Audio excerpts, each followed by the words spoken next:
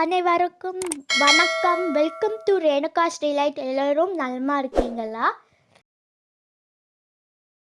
இன்றைக்கி ஒரு சுவையான சைட் டிஷ் முட்டை masala egg masala semi gravy கன்சிஸ்டன்சியில் எப்படி பண்ணலான்னு பார்க்கலாம் வாங்க.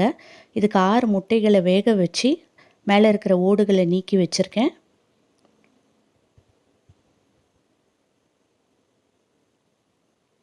ஒரு வெங்காயம் 2 தக்காளி நறுக்கி வச்சுருக்கேன். கொஞ்சம் கருவேப்பிலை, கொஞ்சம் கொத்தமல்லி எடுத்து வச்சுருக்கேன்.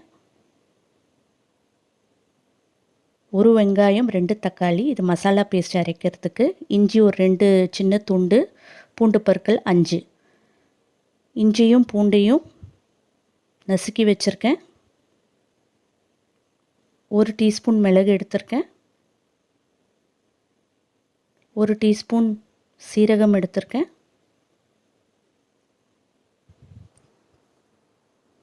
1 டீஸ்பூன் சோம்பு, 1 டீஸ்பூன் கசகசா.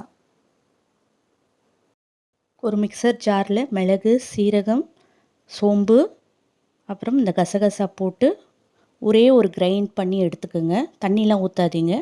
அதோடு நம்ம மசாலா பேஸ்ட் அரைக்க வச்சுருந்த ஒரு வெங்காயம், 2 தக்காளி, கொஞ்சம் கொத்தமல்லி போட்டு நல்லா பேஸ்ட்டாக அரைச்சி எடுத்துக்கோங்க, தண்ணி சேர்க்காம.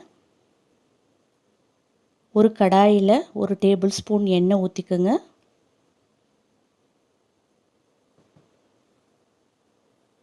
அரை டீஸ்பூன் சோம்பு சேர்த்துட்டு கொஞ்சம் கருவேப்பிலை போட்டு தாளிச்சுக்குங்க. அப்புறம் நறுக்கி வச்சுருக்கிற வெங்காயத்தை போட்டுக்குங்க. போட்டுட்டு நல்லா ஒரு நிமிஷம் நல்லா ஃப்ரை பண்ணுங்க.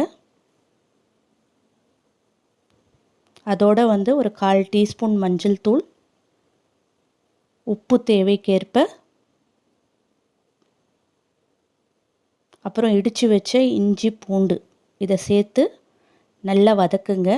பச்சை வாசனை போகணும். அப்புறம் நறுக்கி வச்ச தக்காளியை சேர்த்துட்டு 1 நிமிஷம் வதக்குங்க. அப்புறம் நம்ம அரைச்சி வச்ச மசாலா பேஸ்ட்டை சேர்த்துக்குங்க. சேர்த்துட்டு 1 நிமிஷம் நல்லா வதக்குங்க. இப்போது தீயை மீடியம் ஃப்ளேமில் வச்சுக்கோங்க. அப்புறம் குழம்பு மிளகாய்த்தூள் 1 டேபிள் ஸ்பூன் சேர்த்துக்குங்க. மிளகாய்த்தூள் உங்களுடைய காரத்தன்மைக்கேற்ப சேர்த்துக்குங்க, கூடவோ குறைச்சோ. மசாலா நல்லா செமி கிரேவி கன்சிஸ்டன்சியில் வரணுன்றதுக்காக ஒரு 1/2 கப் தண்ணி சேர்த்துருக்கேன். தண்ணி சேர்த்துட்டு நல்லா ஒரு 5லேருந்து 7 நிமிஷம் நல்லா கொதிக்க விடுங்க. அப்போ தான் மசாலாவுடைய பச்சை வாசனை போகும். மசாலா நல்லா குக் ஆன பிறகு வேக வச்ச முட்டைகளை சேர்த்துக்கிறேன். நான் முட்டைகளை நடுப்புற கீறி விட்டுருக்கேன். அது தேவைன்னா பண்ணலாம், இல்லைன்னா அப்படியே முட்டையை சேர்த்து மசாலாவோட நல்லா பெரட்டி விடுங்க. கொஞ்சம் கொத்தமல்லியை சேர்த்துக்குங்க. மசாலாவோட முட்டையை நல்லா பெரட்டி விடுங்க. பெரட்டி விட்டுட்டு ஒரு நிமிஷம் அப்படியே விட்டுருங்க.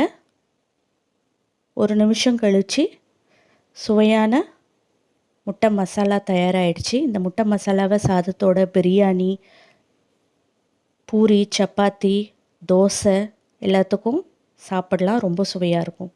வீடியோ உங்களுக்கு பிடிச்சிருக்கும் நம்புகிறேன். இந்த வீடியோ உங்களுக்கு பிடிச்சிருந்தா லைக் பண்ணுங்கள், ஷேர் பண்ணுங்கள். இந்த சேனலை மறக்காமல் சப்ஸ்கிரைப் பண்ணுங்கள்.